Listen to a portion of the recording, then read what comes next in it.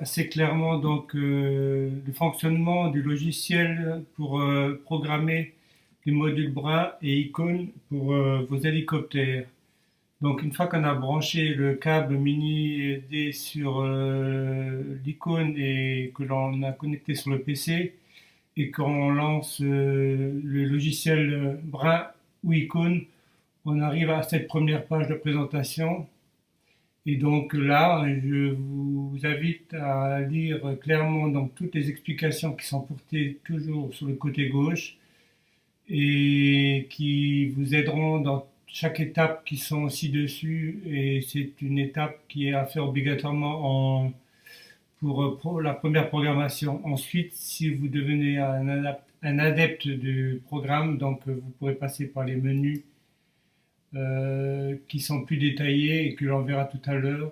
Mais pour la première configuration, il vaut mieux rester sur le menu basique. Donc, arrivé à ce niveau-là, on voit donc ici, donc il y a toutes les infos concernant donc le brin, la version et le numéro de série. Ensuite, quand on change d'icône, donc là, on arrive sur la programmation des cerveaux. Donc, il est impératif de sélectionner les bons logiciels de cerveau parce que sinon les cerveaux risquent de brûler. Donc là, on sélectionne le cerveau que l'on a sur les cycliques et les cerveaux qu'on a sur l'anticouple. Donc, si on ne sait pas trop, on peut toujours se servir de ce logiciel-là où on voit donc toutes les informations nécessaires pour programmer ces cerveaux. Une fois qu'on en a fait ça, donc on clique sur le cerveau digital HD ou analogique et donc si on prend par exemple le cerveau HD, donc il se met à 200 et là avec le curseur on peut éventuellement remettre les 333 qui dans mon cas concernent les cerveaux qui sont montés sur le gobelin. Voilà, 333 et sur l'anticouple donc il est à 363 et à 533. Donc voilà, c'est celui-ci. Voilà, donc ici c'est le 333. Vous avez entendu le bruit que ça fait parce que si on reste trop longtemps, le cyclique risque de brûler. Voilà, donc ça c'est la première phase. La deuxième phase, on arrive au choix des récepteurs qui sont montés. Donc on peut monter soit un récepteur standard, soit en S-Bus, soit d'autres types de montage. Et pour la première fois, donc moi j'avais pris le Spectrum et il faut cliquer sur le bind pour tout binder. Voilà. Donc, et toujours lire les informations qui sont à gauche. Ensuite, donc, on a le descriptif du montage à faire. Et c'est seulement là que l'on monte donc les câbles les uns après les autres, le cerveau 1, cerveau 2, 3 et l'anticouple. Donc, s'il y a un Bluetooth, c'est mon cas, donc on le monte aussi ici, et un ou deux satellites, suivant que ce soit un petit hélico ou un gros. Voilà, et donc toujours bien lire, donc les explications sont toujours bien données et en français cette fois-ci. Donc ici on arrive au paramétrage de la radio, donc dans la radio on rentre dans les installations de cerveau et puis donc les cerveaux sont toujours à 100% et donc là il faut les passer à 125 ou 130, 140% pour pouvoir avoir le 100% affiché qui passe en vert comme ici. Voilà, donc ça c'est pour le latéral.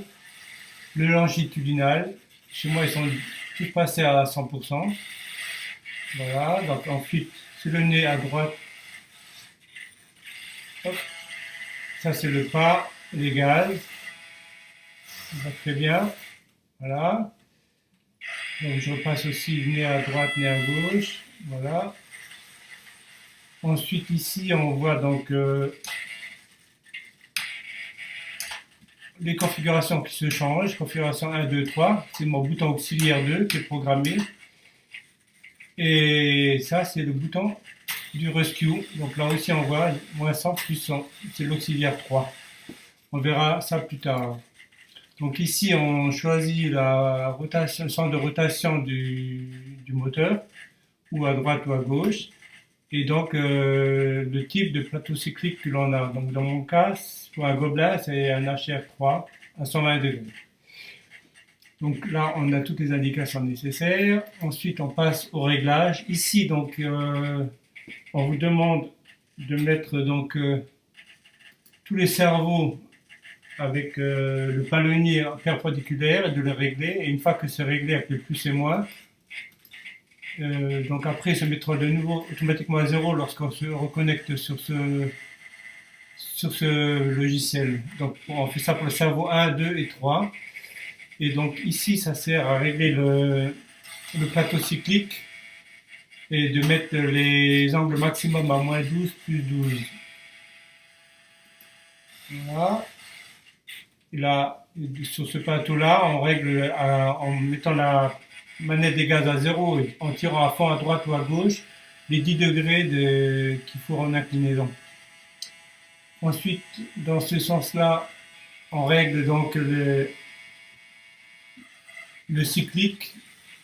Donc, pour qu'il vienne en butée, soit d'abord à gauche, et ensuite à droite, et on l'inverse s'il le faut, il faut regarder le sens. Dans cette partie-là, donc, on sélectionne le positionnement du module sur l'hélicoptère, et dans mon cas, bon, bah, il est positionné comme ça, et il est positionné ici à la queue, donc c'est bien ce que-là qu'il faut sélectionner. Là, on arrive dans la partie où on sélectionne, avant on sélectionnait les modèles d'avion, d'hélicoptère, pardon, maintenant on sélectionne les longueurs de pale que l'on a. Donc pour le 700, c'est bien un 700 ici. Ici, donc, on programme les boutons auxiliaires 2 et 3 des radios pour faire les différentes configurations. Donc moi, j'ai réglé un bouton ici pour la stabilisation, la configuration 1, 2, et on voit bien que mon interrupteur fonctionne. Ici, j'ai mis la stabilisation automatique. Voilà. Voilà. Et donc là, j'ai le bouton pour le rescue ou le sauvetage. Donc si je passe en mode 2, le sauvetage fonctionne aussi. Si je passe en mode 3, le sauvetage aussi. Voilà. Ensuite, là, donc, c'est pour ceux qui ont du nitro ou qui veulent régler par l'intérieur du module donc les vitesses. Moi, comme j'ai un contrôleur YGE, donc le nombre de tours est programmé directement dedans. Ici, donc, on repasse, on voit bien, donc, c'est les modes 1, 2 et 3 que je vous ai montré tout à l'heure. Et là, donc, on sélectionne les modes de vol que l'on veut, ou débutant, ou sport, ou 3D, ou hard. Et les indications sont mises automatiquement. Voilà, 1, 2, 3.